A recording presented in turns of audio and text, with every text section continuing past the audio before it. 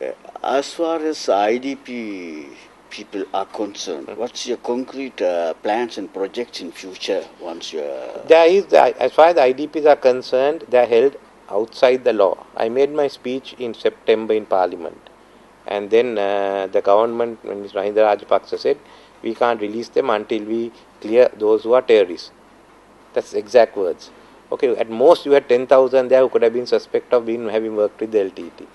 But he preferred to keep 290,000 till he identified this 10,000.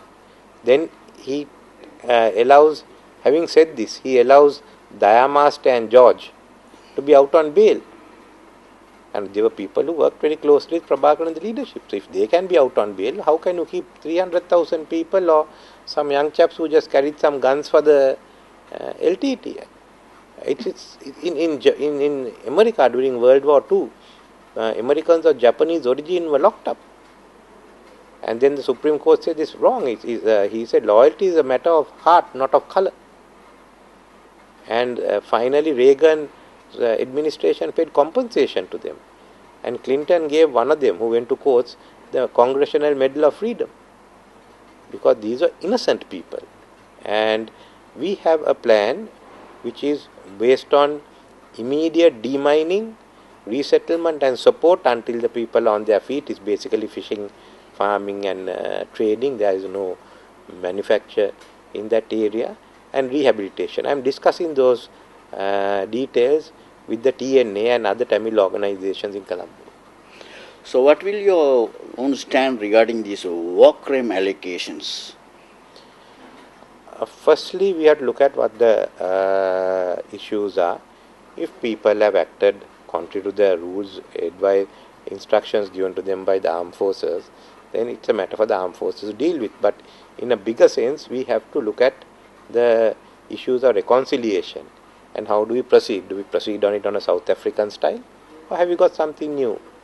In Northern Ireland they were trying. So we have to make all that a part of a process of reconciliation. The crimes have been on all sides, and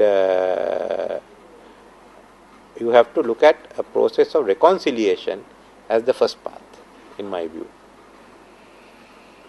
As a leader of the largest and oldest party of Sri Lanka, how do you look into the final phase of the war? There are accusations that the civilians were targeted and many innocents were killed. How do you look at the situation?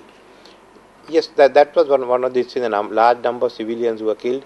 In Parliament, we told the government there are many ways it could be handled, but President Rajapaksa rejected it.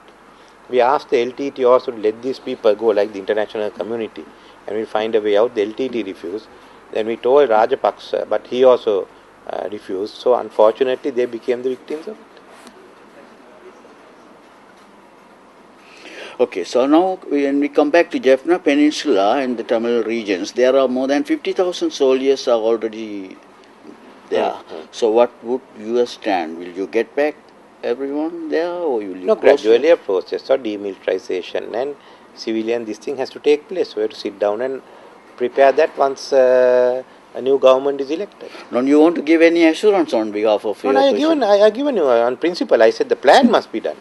There has to be demilitarization and normalcy. But a new government must sit down and work the details out of how it has to be done. No, it's already 3-4 months past after the war has been completed. What can I do? I am not the government. I can only tell you in March, this thing, the UNP has a government in Parliament, will work out. We have no problems with that. We are already talking over with it. I am going to Jaffna next week, and we'll have those. I know the problems of Jaffna with the army being there. But we will work things out with the newly elected MPs for Jaffna, the newly elected government, the civil administration, and the security forces. Will give a time